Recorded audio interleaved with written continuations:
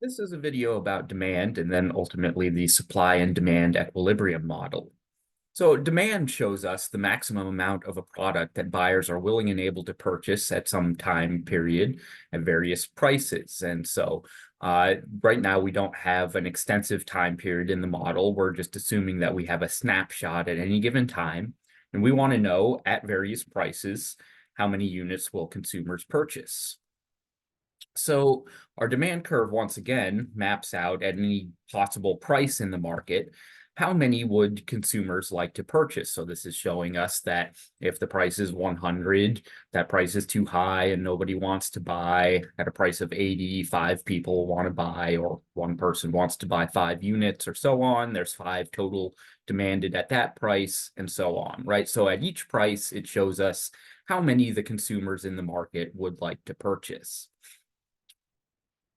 All right, the law of demand shows us that demand is downward sloping. So why is demand downward sloping? It's simply because all things equal, consumers who make up demand in the market would prefer to buy at lower prices than at higher prices. So the law of demand states that as price goes up, quantity demanded goes down, or vice versa. If the price drops, quantity demanded will go up. So in other words, our demand curve is always going to be downward sloping, except for a few special cases where it's vertical or flat, and we'll see that a little bit later. Right, so law of demand, as price goes up, quantity demanded goes down, price goes down, quantity demanded goes up. Our market demand curve is just showing if we have different people in the market, what are the total number demanded by the entire market? So this is just showing that if we have 2 people in the market demand curve here is just the horizontal summation of the total number each would purchase at each price. So this is saying at a price of $10, Ahmad would buy 10 units, Bina would buy 0 units, so the total market demand is 10. All right, so market demand just sums up individual demand curves. In this class, we won't really be using individual demand curves, but I did want to show you that that's where this comes from. If we ever want to know the total number demanded by the market at any given price, we just add up how many are demanded by each individual in the market. All right, so we can also have shifts of demand or movements in demand. And before we start talking about this, I want to say that anytime we have a shift of a curve in this class, whether it's supply or demand, it's always going to be the case that if we have an increase, it's going to be to the right towards higher quantities, and a decrease is always going to be to the left towards lower quantities. This is a little bit more intuitive for students with the demand curve. In the next video about supply, we'll see why it's a little bit less intuitive with supply. But again, remember, an increase will always be to the right. So we have an increase in the demand curve here shown in the left picture. That's an actual shift in the demand curve to the right. We can compare that to what's called an increase in quantity demanded, and that happens when there's a change in price. So what this is showing us is that at a price of $80, there's only 20 demanded by the market, but at a price of $40, there are 40 demanded. So when the price changed, because a demand curve, an individual or market demand curve, shows us how many are demanded at each price, if we have a change in price, we simply move to a different spot along the demand curve. So this is not a shift in demand. And the same will hold true for supply. If we have a change in price, it does not shift the entire curve. It moves us to a different spot. We can contrast that back with our left image where we have an actual shift in the demand curve. Here's an increase in demand to the right towards our larger quantities. And it's saying that at any given price, there is a higher quantity demanded. All right, a decrease in demand would be the other way towards the lower quantities. At any given price, we would have a lower quantity demanded. So this is a shift versus a movement of along the demand curve. All right, so what are our factors?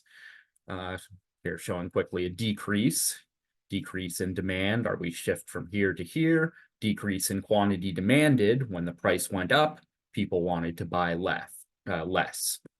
Okay, so what can shift our demand curve? We already said that price does not shift our demand curve. It's also the case that because we have no time element, supply will not shift our demand curve. The only factors that shift demand curve will be factors that basically consumers care about when they're making their purchasing decisions. All right, so what are the types of things that consumers care about when they're making a purchasing decision? Well, you care about your tastes and preferences. What do you like to buy? Between products, which do you like better? How much income do you have? Right? The prices of related goods, substitutes or complements that you could buy instead.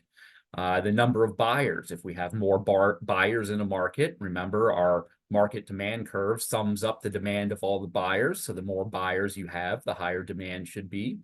And then we could have some expectations about future prices, incomes, and product availability. For example, if you want to buy something and you expect in the future the price might go way up, you might buy it today. You expect the price might come down on something, you might wait and buy it in the future. All right, so these are our general types of determinants of demand. And remember, these are shift factors, we would call. These are things that will move the entire demand curve. And one more time, remember that our demand is our consumers in the market. So the factors which shift demand are going to be factors consumers care about, not factors that producers care about, not the supply curve and not price.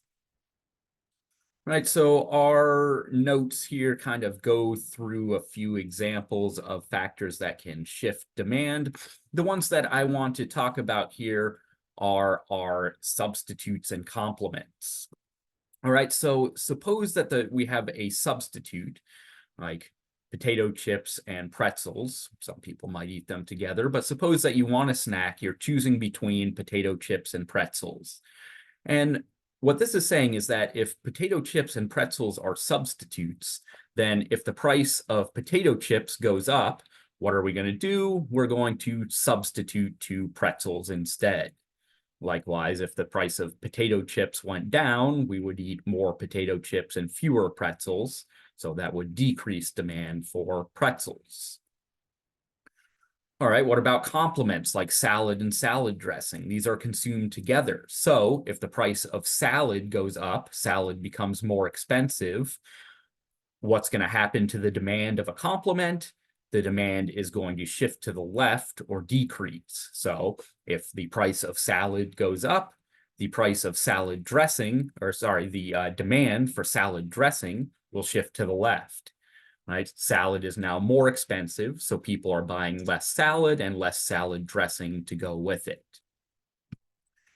Right, so there are our complements and substitutes. We'll do a little bit more with that later, but one more time, our increase in demand versus our change in quantity demanded, or our decrease in demand versus our change in quantity demanded. So our change in quantity demanded along the same curve, we can have these factors that will actually shift the demand curve that consumers care about. All right, just for practice, go through some of these clicker questions. Every so often, some of these clicker questions do show up as exam questions, so it's good practice questions for you. I don't solve them here in these videos to save time, but if you have any questions on them, just reach out. So the next video will be on supply.